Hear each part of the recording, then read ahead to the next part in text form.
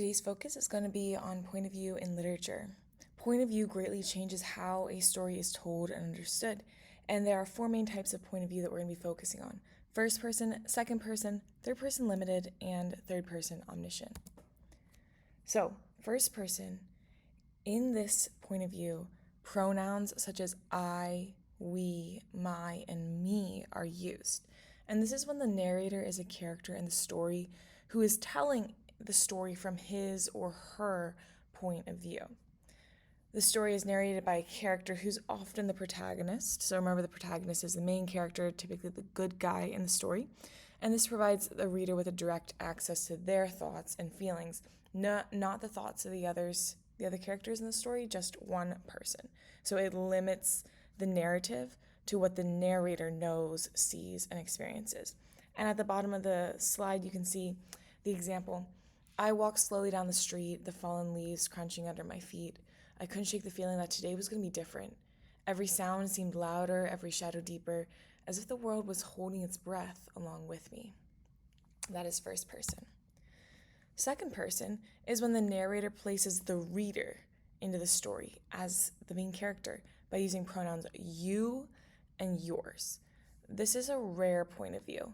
And this is when the reader is addressed as you, which creates a unique and sometimes disorienting experience.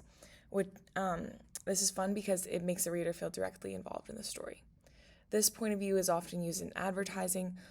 Often you don't see it in different sorts of books unless it's one of those like choose your own ending stories. But here's the example at the bottom. You turn the corner and see the old abandoned house. Your heart beats faster, a mix of fear and excitement. This is it, the adventure you've been seeking. You step forward, the gravel crunching underfoot, wondering what secrets lie within. Third person limited is one branch of the third person point of view. This is when the narrator is telling the thoughts of one or a limited number of characters in the story using pronouns such as he, she, or they.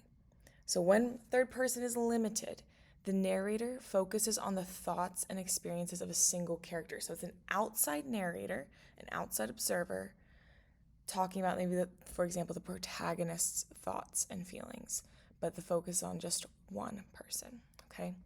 Here's the example at the bottom.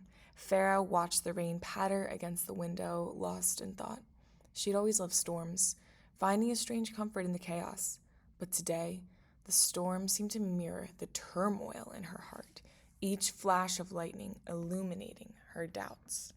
So that is third person limited. Now for the final point of view, is third person omniscient. Omni is a prefix that means all. And the shent part has a connection to knowledge, to knowing. So omniscient means all knowing. This is when the narrator is outside of the story and can switch between all the characters using pronouns he, she, or they. So the pronouns are going to be similar to third person limited.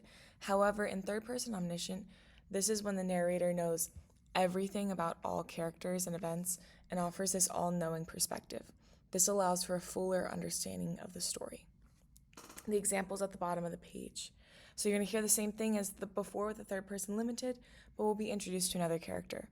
Farah watched the rain patter against the window, lost in thought. She'd always loved storms, finding a strange comfort in the chaos. But today, the storm seemed to mirror the turmoil in her heart, each flash of lightning illuminating her doubts. James, too, felt the energy shift with the weather.